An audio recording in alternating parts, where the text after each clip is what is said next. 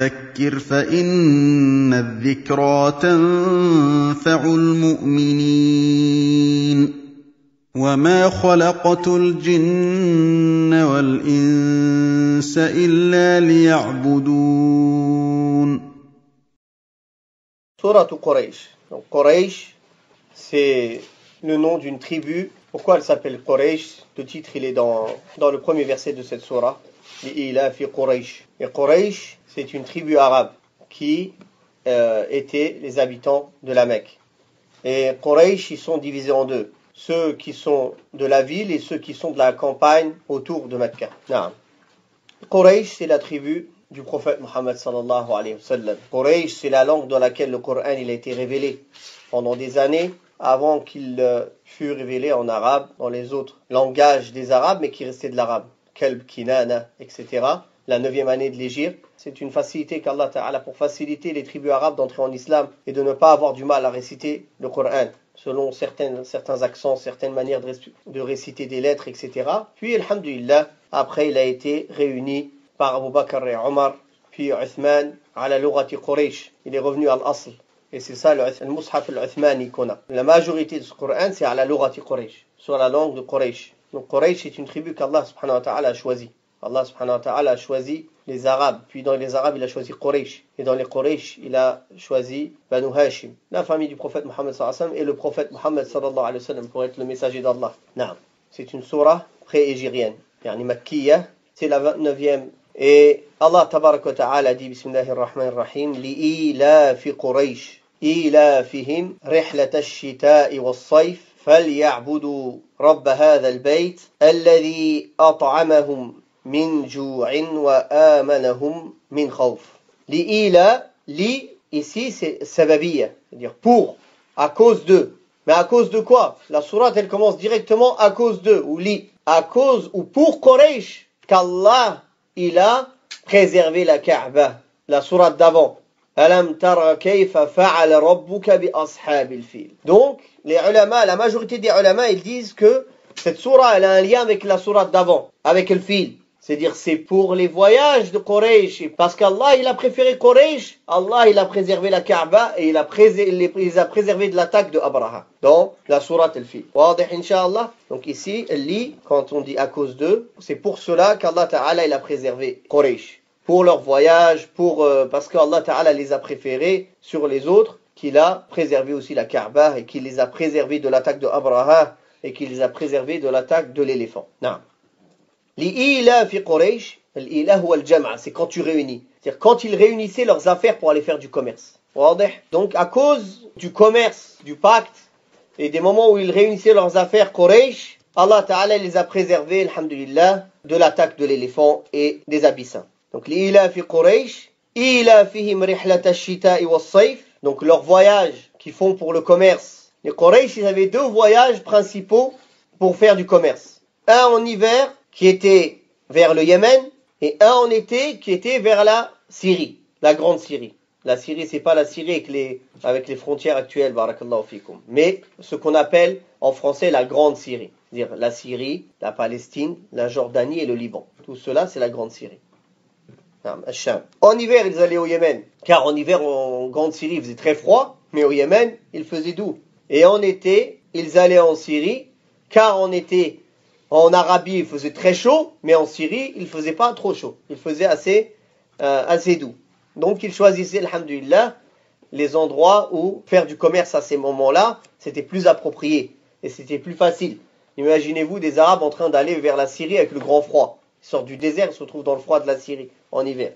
Donc ils choisissaient leur moment pour aller faire, alhamdulillah, leur commerce au Sham, en Syrie. Donc, quand Allah tabaraka wa ta'ala leur énonce cela, c'est bien fait, c'est justement pour qu'ils soient reconnaissants. Pourquoi Allah tabaraka wa ta'ala leur rappelle tous ces bienfaits-là? L'ila fi Quraysh, ila fihim rihlata ash-shita'i was-sayf. Donc tout de suite après, Allah ta'ala dit فَلْيَعْبُدُوا رَبَّ هَذَا الْبَيْتِ, qu'ils adorent donc le Seigneur de cette maison. فَلْيَعْبُدُوا رَبَّ هَذَا الْبَيْتِ. Certains ulama ont dit ici, s'ils ne veulent pas adorer Allah pour tous les bienfaits qu'Allah leur a donnés, au moins qu'ils l'adorent pour cela, car il les a nourris de la faim et il les a mis en sécurité de la peur. Fa ici, Ça peut être aussi bima'na sababiyya, c'est-à-dire pour la cause, parce que Allah Ta'ala les a préservés, et parce que Allah subhanahu wa ta'ala leur a donné le bienfait de faire le commerce, et parce qu'Allah Ta'ala les a préservés de l'attaque de Abraha pour qu'ils soient en sécurité, alors qu'ils adorent. Alors pour tout cela, pour cette cause-là, qu'ils adorent Rabba Hadha al-Bayt, qu'ils adorent le Seigneur de cette maison sacrée, de la Kaaba. Et l'ibada, فَلْيَعْبُدُوا رَبَّ هَذَا الْبَيْتِ, l'ibada, elle peut venir dans deux sens. Ou bien dans l'acte, dans la manière dont la personne se comporte pour la faire, ou bien dans l'acte en lui-même. Si on parle de la manière dont la personne se comporte pour la faire, c'est le fait de s'humilier pour Allah subhanahu wa ta'ala par amour et valeur et grandeur pour lui subhanahu wa ta'ala. C'est-à-dire s'humilier pour Allah subhanahu wa ta'ala seul, par amour, mahabbatan wa ta'zima. S'humilier en se pliant à sa volonté subhanahu wa ta'ala, en se pliant à ses injonctions et en délaissant ce qu'Allah ta'ala nous a interdit. Par amour et en espérant sa récompense et en lui donnant, c'est-à-dire sa vraie valeur, et par crainte de sa ruse, de son châtiment subhanahu wa ta'ala. Donc c'est ça l'ibada. Et l'ibada, quand on en parle dans l'acte même, ce sera tout ce qui plaît à Allah subhanahu wa ta'ala. C'est un nom qui réunit tout ce qui plaît à Allah tabaraka wa ta'ala, tout ce que Allah aime et agrée comme parole, comme acte, comme état apparent et caché. Comme il a dit Cheikh l'Islam, Ibn Taymiyyah, rahimahullah. Donc on peut définir l'ibada selon la manière dont le serviteur doit réagir, ou on peut définir l'ibada, l'adoration, selon l'acte en lui-même. Si on le définit selon la manière dont la personne doit agir, c'est s'humilier, se plier à la volonté d'Allah subhanahu wa ta'ala par amour, en lui donnant de la valeur. Et quand on parle de l'acte en lui-même, c'est un nom, l'ibada, qui réunit tout ce qu'Allah aime, subhanahu wa ta'ala, et tout ce qu'il agrée comme parole, comme acte, comme état apparent et état caché. Subhanahu wa ta'ala. Naam. Quand Allah tabaraka wa ta'ala dit فَلْيَعْبُدُوا رَبَّ هَذَا الْبَيْتِ, qu'ils adorent donc le Seigneur de cette maison. Il a affilié la maison à lui-même, subhanahu wa ta'ala. Le Seigneur de cette maison, Rabb al-Bayt. Comme Allah tabaraka wa ta'ala dit aussi dans un autre verset, وَطَهِّرْ بَيْتِيَ, et purifie ma maison pour ceux qui circumambulent, et ceux qui sont debout, et ceux qui s'inclinent et se prosternent. Donc ici, il a dit Baytiya, c'est pareil, il a affilié la maison à son nom, subhanahu wa ta'ala, à lui-même. Ça, c'est pour donner de la valeur et de l'honneur à cette maison sacrée. Quand Allah, subhanahu wa ta'ala, affilie une chose à lui-même, comme ici, c'est pour lui donner de la valeur, et pour montrer sa place auprès d'Allah, subhanahu wa ta'ala, et la place qu'elle doit avoir dans le cœur des croyants, et dans le cœur des gens. Alors que Allah subhanahu wa ta'ala, c'est le Seigneur de toutes choses. Quand Allah tabaraka wa ta'ala dit, on m'a ordonné d'adorer le Seigneur de cette ville qu'il a rendu sacrée, et toute chose lui appartient. Donc quand on dit le Seigneur de cette maison, est-ce que Allah ta'ala c'est pas le Seigneur de toutes choses? Il n'est pas seulement Seigneur de la Kaaba, c'est lui le Seigneur de toutes choses. Et ça c'est justement pour répondre, pour ceux qui pourraient croire qu'il est juste Seigneur de la Kaaba. Quand en dehors de la Kaaba, ça n'appartient pas à Allah. Non, walahu kullu shay. Et à lui appartient toute chose, subhanahu wa ta'ala. C'est le maître de toute chose. Mais ici, comme on a dit, c'est ta'ziman wa tashrifan lil bayt illahi al-haram. C'est pour donner de la valeur et la sacralisation et pour montrer la place que cette maison sacrée a auprès d'Allah subhanahu wa ta'ala et la place qu'elle doit avoir dans le cœur des croyants. Puis Allah subhanahu wa ta'ala dit alladhi at'amahum min ju'in wa amanahum min khawf. Celui qui les a nourris contre la faim et les a rassurés de la crainte, subhanahu wa ta'ala. Donc il leur a cité deux bienfaits essentiels dans la vie d'un être humain. Quand quelqu'un il a faim, quand quelqu'un il a peur, est-ce qu'il peut adorer son Seigneur? Est-ce qu'il peut apprendre sa religion? Est-ce qu'il peut transmettre l'islam? Non. La sécurité et le fait d'être préservé de la famine, c'est des bienfaits essentiels. Et c'est des bienfaits pour lesquels on doit être reconnaissant envers Allah subhanahu wa ta'ala. Et les gens aujourd'hui, ceux qui ont les pensées révolutionnaires, ou anarchiques plutôt on va dire, parce qu'ils aiment l'anarchie et le désordre, et ils répandent la corruption sur terre, est-ce qu'ils ont réfléchi ne serait-ce qu'un moment que la sécurité dans laquelle ils étaient, le fait de pouvoir manger à leur faim, sans être dans la famine, Est-ce qu'ils ont pensé à un moment de préserver cela, de préserver le sang sacré des musulmans? Ou bien ils se sont laissés aller par leur passion, par leurs sentiments de haine, car ils ont été chargés de haine par ceux qui appellent à leur groupe égaré et à diviser les musulmans qui sont présents que dans les moments des fitan, des tentations. Subhanallah, tu verras, Salafiyoun, ils sont actifs quand il y a la paix, quand tout se passe bien. Alors que les gens des groupes égarés, il leur faut la fitna pour être vivants. Sans trouble, ils ne sont pas vivants. Ils vivent que dans le trouble. Car toute leur religion, elle est basée sur la fitna, sur le trouble. Ou bien la guerre, faut faire couler le sang à tout moment, ou bien atteindre le pouvoir, ou bien défendre leur groupe, ou bien répandre des amalgames, ou bien des confusions sur la foi. C'est les gens du trouble, wal ahwa.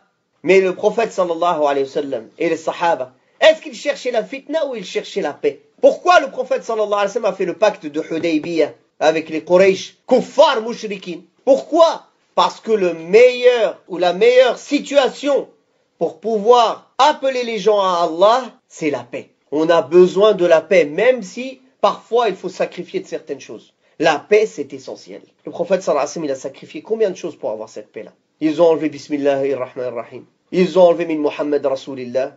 Ils n'ont pas accepté certaines conditions. Ils ont dit, si des gens de Médine vous quittent et viennent, on ne vous les rend pas. Mais si des gens de la Mecque entrent en islam, ils viennent chez vous, vous êtes obligés de nous les rendre. C'était injuste, c'était un pacte injuste. Mais le prophète sallallahu alayhi wa sallam l'a accepté. Allah Ta'ala a appelé ce pacte-là, on t'a donné la grande victoire. Aux yeux des gens, c'était une défaite. Les Sahaba, ils étaient déçus. Ils étaient allés pour aller faire la Umrah, on leur a empêché de faire la Umrah. Ils ne voulaient même pas repartir, ils étaient trop énervés. Mais c'était pour qu'Allah il décrète une chose qui était déjà destinée, subhanahu wa ta'ala. Il y avait besoin de ce temps-là pour, alhamdulillah, faire la da'wah, que les peuples entrent en islam, que les musulmans se renforcent. Les musulmans ne doivent pas être en guerre perpétuelle. Quand ils sont faibles, ils restent en paix jusqu'à qu'ils se renforcent. Barakallahu fikum. Mais combien de gens ici aujourd'hui ne comprennent pas cela? Allah Ta'ala, parmi les meilleurs bienfaits qu'il a rappelés au Quraysh, c'est la sécurité. Combien il y a de bienfaits qu'Allah peut nous rappeler? Mais il a choisi ici la sécurité, pour montrer l'importance de la sécurité. Parfois, tu peux même être sous un gouverneur kafir, mais tu es en sécurité pour transmettre ta religion, pratiquer ta religion. Est-ce que vaut mieux détruire tout ça et être dans le sang et que les musulmans ils aient tous peur, ou rester dans cette sécurité? Le temps que les musulmans ils aient la force de faire ce qu'Allah leur demande au moment voulu. Ça, c'est parce que les gens ils ne comprennent pas la religion et qu'ils veulent suivre un autre chemin que le chemin du prophète Mohammed sallallahu alayhi wa sallam. C'est pour cela que quand les savants mettent en garde contre certaines personnes sectaires, la mise en garde, ce n'est pas seulement quand quelqu'un diverge avec nous dans la croyance. Et certains points, même qui sont parmi des choses du fiqh, ils font partie de la croyance. La manière de se comporter avec nos dirigeants, la manière de se comporter dans les fitan, etc. Ça a un lien avec la croyance. Même si on ne comprend pas, ça ne fait pas partie de la aqidah comme on l'étudie, comme ça on va dire en bloc, c'est-à-dire la croyance entre nous et Allah et dans les choses de l'invisible. Mais ça fait partie de la croyance des gens de la sunna wal jama'a. Les savants les ont cités dans les points de la sunna. Donc des gens qui divergent du chemin des gens de la sunna dans la croyance, dans la manière d'appeler à Allah, ou bien dans la manière de changer les choses, ou dans la manière de se comporter avec les égarés, ou dans la manière de se comporter avec les gouverneurs, ou dans la manière de se comporter entre nous. S'ils dévient en cela du chemin du prophète Mohammed sallallahu alayhi wa sallam et du chemin des salafs, du chemin des compagnons et des pieux prédécesseurs, ils méritent d'être appelés des innovateurs. Car ils ont innové et ils ont choisi un autre chemin que le chemin que le prophète sallallahu alayhi wa sallam leur a tracé pour pratiquer ces choses-là qui font partie des choses de la religion. Est-ce que le messager d'Allah sallallahu alayhi wa sallam, qui nous a enseigné même comment aller dormir, comment aller aux toilettes, il nous a pas enseigné comment se comporter dans les époques de troubles, comment se comporter avec des gouverneurs justes ou injustes ou mécréants ou musulmans? Il nous a pas enseigné tout ça, alors que c'est des choses qu'on va avoir besoin de dans toute notre vie. Bien sûr que l'islam a enseigné tout cela. Tout est clair. C'est clair et net. Le prophète sallallahu alayhi wa sallam nous a laissé sur un chemin droit, clair, ne s'en détourne que quelqu'un qui est voué à sa perte. Salaf rahimahumullah, il disait, quand un trouble vient, les savants reconnaissent cette fitna. Mais quand elle part, tout le monde la reconnaît. Une fois qu'elle est passée, même les juhal, ils reconnaissent le mal de ce trouble-là. Donc les ulama, ils voient les fitnas arriver, même quand nous, on ne les voit pas. Alors ils nous mettent en garde de ne pas tomber dans l'erreur, dans la manière de se comporter quand une fitna arrive ou quand une chose trouble arrive. La sécurité et le fait de pouvoir manger à sa faim, c'est quelque chose d'essentiel parmi les choses de dunya, bien sûr. Pour que le dîn soit établi, ces deux choses-là sont essentielles. Quand les gens ont peur pour leur vie, n'ont même pas de quoi manger, ils réfléchissent comment ils vont manger. Regardez ce qu'il se passe. Regardez les pays très pauvres. Est-ce qu'ils ne sont pas prêts à vendre leur religion pour quelques dirhams? Ou pour quelques dinars? Oui ou non? Oui. Combien sont prêts à changer de nom, changer de religion, à faire des sacrifices de leur vie, à prendre des risques incroyables, juste pour pouvoir se retrouver dans un endroit où ils pourront manger à leur faim et envoyer de l'argent à leur famille? Dans les pays où la guerre sévit, est-ce que les gens sont en sécurité pour aller apprendre leur religion? Le seul souci qu'il a, c'est comment il va préserver sa personne et sa famille.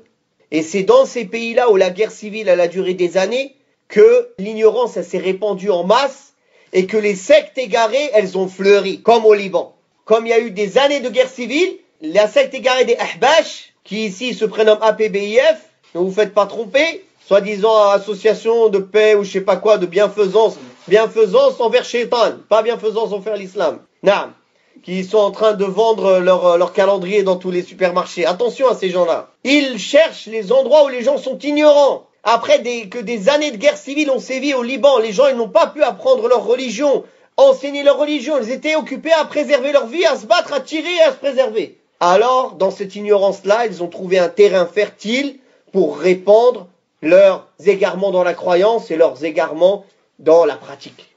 C'est aussi là-bas que les chiites du Hizb al-Lat, ils se sont répandus. Du parti de Lat, et non pas du parti d'Allah. Lat et l'Uzza, les deux statues. Naam. Donc, regardez les méfaits quand il y a la guerre dans un endroit. L'Irak, est-ce que vous croyez maintenant que les gens ils sont en train d'apprendre leur religion? Ou que ça fait combien d'années et des années que les gens cherchent juste à se préserver? Alors qu'en Irak, qu'est-ce qui se passe? Les Rafida, les chiites, ils sont en train d'essayer de faire un nettoyage ethnique des musulmans. Partout, ils rentrent dans les villages où ils trouvent quelqu'un qui s'appelle Aïcha ou Omar ou Abu Bakr, ils les tuent. Enfants, femmes, maris, qui que ce soit. Pourquoi cela? Parce que la guerre, elle s'est répandue et la sécurité, elle a été perdue. Donc la sécurité, barakallahu fikum, c'est essentiel. Il faut tout faire pour la préserver. Un musulman, il fait tout pour préserver la sécurité. Et c'est pour ça qu'en plus du fait que le prophète sallallahu alayhi wa sallam a interdit de sortir, de combattre pour prendre la place d'un gouverneur ou bien pour le renverser, barakallahu fikum, sauf si il fait une mécréance évidente sur laquelle on a une preuve évidente, claire comme le soleil, il n'y a pas de doute. Et la capacité de le renverser et que l'intérêt, après l'avoir renversé, il va être mieux. Il y aura plus d'intérêt que de méfaits pour la Ummah. Aujourd'hui, qui regarde ces conditions-là? Les gens, leur chouyour, c'est pas les ulama, c'est Facebook et Twitter, ou bien Google. Toutes les révolutions, elles ont été dirigées par quoi? Avec Facebook et Twitter. Naam. Tabarakallahu fikum. Tout le monde a y gagné à la sécurité. Aussi, même pour nous, les minorités qui sommes dans des pays de mécréants, c'est nécessaire qu'on reste en sécurité et que l'ambiance de sécurité soit présente. Parce que si, par exemple, il y a des attaques envers les musulmans, et que nous, on réagit d'une manière violente aussi, et que l'insécurité s'installe, ça y est, on ne pourra plus faire ce qu'on fait maintenant. On ne pourra plus s'asseoir donner des cours. Nos femmes ne pourront plus marcher dans la rue faire leurs courses. Alors, on va être dans l'insécurité. Le peu qu'on arrive à faire, on n'arrivera plus à le faire. Donc, nous, c'est dans notre intérêt, dans l'intérêt de l'islam, de toujours faire en sorte de préserver la sécurité. Barakallahu fikum. Cheikh l'Islam ibn Taymiyyah cite bien cela, qu'il y a eu des étapes dans la manière où les musulmans se comportaient avec les mécréants. Plusieurs étapes. Et que ces étapes, elles sont pas mansoukha, elles sont pas abrogées. Chaque musulman, selon la situation dans laquelle les musulmans seront à chaque époque ou dans l'endroit où ils se comporteront selon l'étape qui est la plus proche de leur situation. S'ils sont dans une situation qui est proche de l'étape des musulmans à la Mecque, ils se comporteront comme les musulmans se comportaient à la Mecque. Leur situation est plus proche de l'étape où les musulmans étaient au début de Médine, quand ils faisaient que se défendre, ils n'attaquaient pas, etc., ils se comporteront comme ça. Quand ils seront forts et ils auront les moyens, ils iront, alors ils se comporteront comme ça. Maintenant, il faut, barakallahu fikum, comprendre cela. Non. Aussi dans cette sourate, quand Allah tabaraka wa ta'ala dit فَلْيَعْبُدُوا رَبَّ هَذَا الْبَيْتِ الَّذِي أَطْعَمَهُم مِّن جُوعٍ وَآمَنَهُم مِّن خَوْفٍ. Certains ulama voient qu'il ne faut pas faire la liaison entre les deux versets. فَلْيَعْبُدُوا رَبَّ هَذَا الْبَيْتِ الَّذِي أَطْعَمَهُم مِّن جُوعٍ. Non. On peut comprendre, si on fait la liaison entre les deux, que c'est la maison sacrée qui les nourrit, et non pas Allah. Wadih? On peut mal comprendre. Celui qui entend cette lecture, il peut croire que c'est la maison qui nourrit et qui les a mis en sécurité. Donc, de s'arrêter après فَلْيَعْبُدُوا رَبَّ هَذَا الْبَيْتِ الَّذِي أَطْعَمَهُم مِّن جُوعٍ وَآمَنَهُم مِّن خَوْفٍ. La sécurité dont Allah subhanahu wa ta'ala a cité les bienfaits aux Quraysh, ce n'est pas le seul bienfait qu'Allah ta'ala a donné aux Quraysh. Dans le hadith sahih que Imam al-Albani rahimahullah a dit qu'il était acceptable dans Sahih al-Jami', Hani bint Abi Talib a dit que le messager d'Allah sallallahu alayhi wa sallam a dit Allah a préféré Quraysh sur les autres par 7 caractéristiques spécifiques à eux, ou par 7 bienfaits, dont personne n'a eu le droit avant eux, et dont personne n'aura cette faveur après eux. Donc subhanallah, comment Allah Ta'ala il a préféré Quraysh. Le prophète sallallahu alayhi wa sallam a dit Allah a préféré Quraysh car je fais partie d'eux. Ça c'est la première. Deuxièmement, car la prophétie est chez eux. C'est-à-dire que la prophétie, elle a été révélée au prophète Muhammad sallallahu alayhi wa sallam. Anna al-hijabata fihim. Al-hijaba, la robe de la Kaaba. Le fait d'habiller la Kaaba. C'est de Quraysh. C'est eux qui ont cet honneur-là. Et ils ont l'honneur d'abreuver les pèlerins. Et Allah leur a donné la victoire sur l'éléphant. Et ils ont adoré Allah 10 ans, alors que personne d'autre à ce moment-là l'adorait. Et Allah Ta'ala a révélé une sourate du Coran, sourate Quraysh, où ils sont énoncés et il n'y a personne d'autre à part eux qui sont énoncés dans cette sourate. Allah Tabaraka wa Ta'ala, donc quand il leur a dit qu'il les a nourris contre la faim, il les a rassurés contre la crainte. L'endroit qui est le plus en sécurité dans le monde, c'est la Mecque. Allah Ta'ala l'a appelé Baladan Aminan, un pays ou une ville sécurisée, où on est en sécurité. Allah Tabaraka wa Ta'ala l'a rendu sacré. Le prophète sallallahu alayhi wa sallam nous a donné des règles spécifiques à la Mecque. Médine aussi, elle est sacrée, mais à un moindre degré par rapport à la Mecque. Il y a des règles spécifiques à la Mecque qui ne sont nulle part d'autre dans le monde. On n'a pas le droit de couper les branches. On n'a pas le droit d'arracher l'herbe. On ne ramasse pas ce qu'on trouve par terre. On ne se venge pas de quelqu'un à la Mecque. Dans l'époque pré-islamique, hein, on parle même pas là. Si quelqu'un est trouvé dans les limites du haram, de la limite sacrée de la Mecque, le tueur de son père, il lui fait rien, jusqu'à qu'il sorte des limites sacrées. Celui qui a tué son père, il les trouve dans le haram, il ne le touche pas. Tellement il donne une importance à la sacralisation de la Mecque. Dans le jahiliya, ça. Avant l'islam. Donc pour montrer l'importance de la sacralisation, comment Allah a rendu cet endroit sacré. Tellement il est sacré, tellement il y a la sécurité, même les arbres, même l'herbe est en sécurité. T'as pas le droit de l'arracher, t'as pas le droit de la toucher. Pour vous dire, subhanallah, comment Allah subhanahu wa ta'ala a rendu cet endroit sacré. On n'a pas le droit d'y faire couler le sang. Non. Même à Médine, il y a certaines règles qui sont proches de cela, mais s'il y a un besoin, par exemple à Médine, s'il y a un besoin, on peut arracher un arbre. À la Mecque, si tu tues un gibier dans les limites du haram, il y a une expiation de tuer le gibier de la Mecque, du haram. On parle en dehors du fait que tu sois ihram ou non. C'est pas lié au ihram, c'est lié à la Mecque. C'est lié aux limites sacrées de la Mecque. Après, on ne tue pas le gibier aussi quand on est au ihram, peu importe où on est. Mais là, je vous parle lié aux limites. Ça, c'est lié aux limites. C'est pas lié à un état de sacralisation. Allah tabaraka wa ta'ala a dit, est-ce qu'ils ne voient pas qu'on leur a fait pour eux des limites sacrées où ils sont en sécurité, alors que les gens autour d'eux, ils se font arracher, ils se font prendre en dehors de la Mecque. Mais Allah subhanahu wa ta'ala, il a fait que la Mecque, c'est un endroit de sécurité. Et on sait aussi que à la fin des temps, le Masih ad-Dajjal, il entrera partout sauf où? Sauf à la Mecque et Médine. Il ne peut pas entrer. Alhamdulillah. Allah tabaraka wa ta'ala va l'empêcher de cela par sa volonté subhanahu wa ta'ala. Naam. Donc, barakallahu fikum. On voit donc dans cette sourate le bienfait de Quraysh, les bienfaits qu'Allah ta'ala leur a donnés, les bienfaits qu'il leur a énoncés, qu'il leur a rappelés. Et parmi ces bienfaits qu'il leur a énoncés et leur a rappelés, c'est le fait qu'il les a nourris contre la faim et les a rassurés de la crainte et les a laissés en sécurité. فنسأل الله سبحانه وتعالى أن يوفقنا جميعا ما يحب ويرضاه والله تعالى أعلى وأعلم وصلى الله على محمد وعلى آله وصحبه وسلم والحمد لله رب العالمين وجزاكم الله خيرا. وقل رب زدني علما